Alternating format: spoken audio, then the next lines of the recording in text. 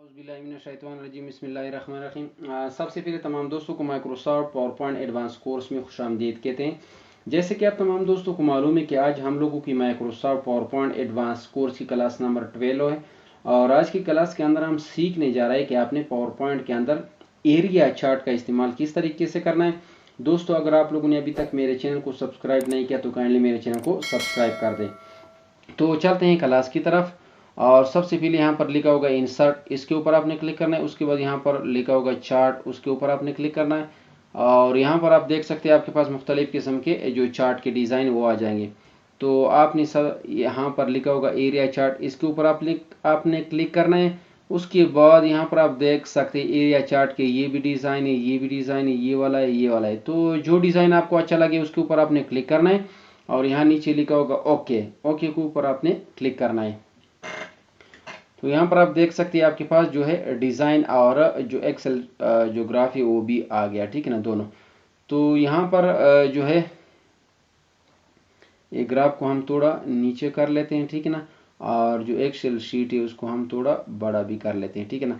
तो दोस्तों, हर बंदा मतलब है अपनी रिक्वायरमेंट के मुताबिक मतलब एक ग्राफ बना लेता है।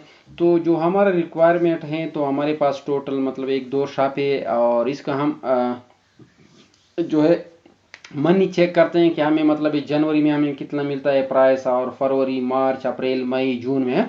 तो यहाँ पर हम लिखते हैं मतलब शॉप 1, उसके बाद लिखते हैं हम शॉप 2, उसके बाद आगे एक और खाना भी हम बना लेते हैं, ठीक है ना, शॉप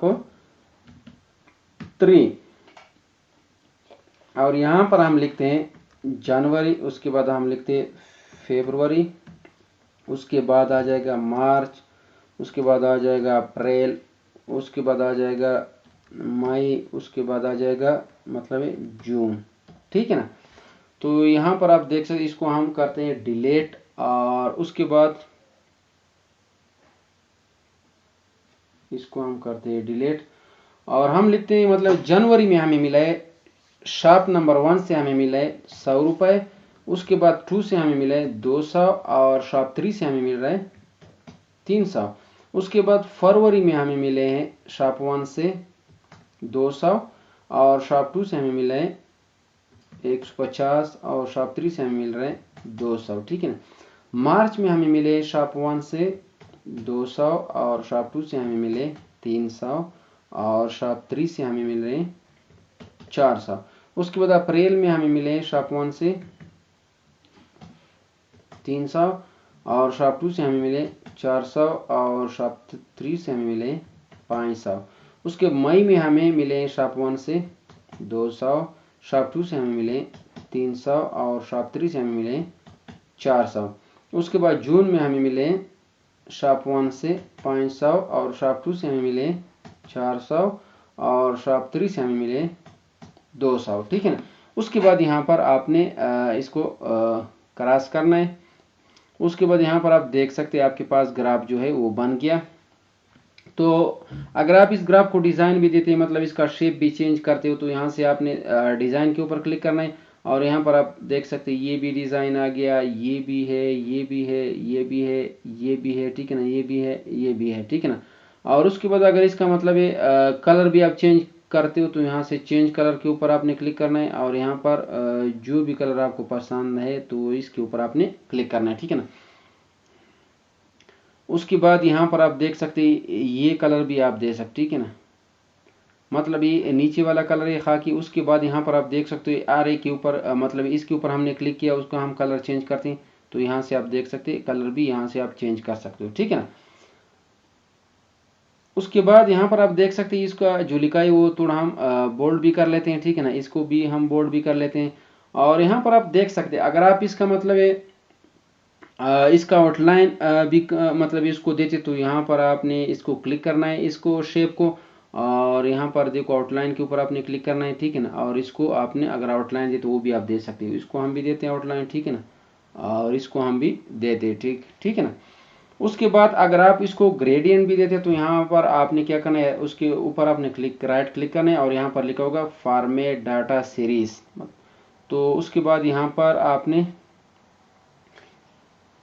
ये फिल एंड लाइन के ऊपर क्लिक करना है और यहाँ पर देखो लिखा होगा ग्रेडियंट फिल, उसके ऊपर आपने क्लिक करना है, ठीक है ना।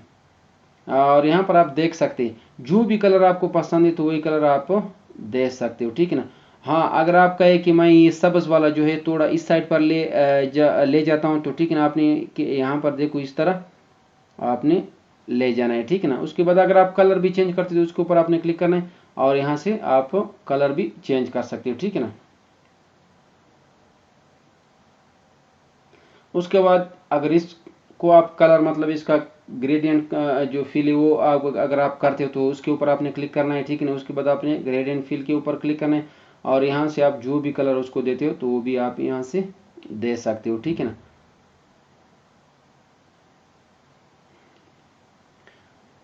उसके बाद यहाँ पर आप देख सकते हैं ये प्लस का निशान लगा हुआ है। अगर आप इसका मतलब है डाटा लेबल भी लेना चाहते हो तो उसके ऊपर आपने क्लिक करना है तो उसका डाटा लेबल जो है वो आ जाएगा, ठीक है ना।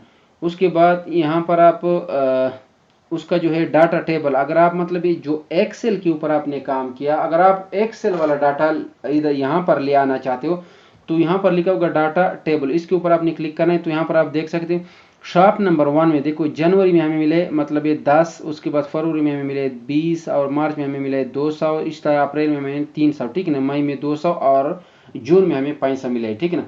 अगर इसको आप मतलब इसके जो टेबल है इसको आप अगर मतलब ये थोड़ा उसका जो टेबल है उसको हम थोड़ा बड़ा भी कर लेते हैं, ठीक है ना। और जो इसका लिखाई है इसको हम थोड़ा मतलब ये बोल्ड भी कर लेते हैं, ठीक है ना। अगर इसको आप रंग भी देते हो तो रंग भी यहाँ से आप दे सकते हो, ठीक है ना। उसके बाद इसको हम थोड़ा बोल्ड भी कर लेते हैं, ठीक है ना। दोस्तों अगर ये वीडियो आप लोग को पसंद आए तो सब्सक्राइब और लाइक ज़रूर करना है। वस्सलाम।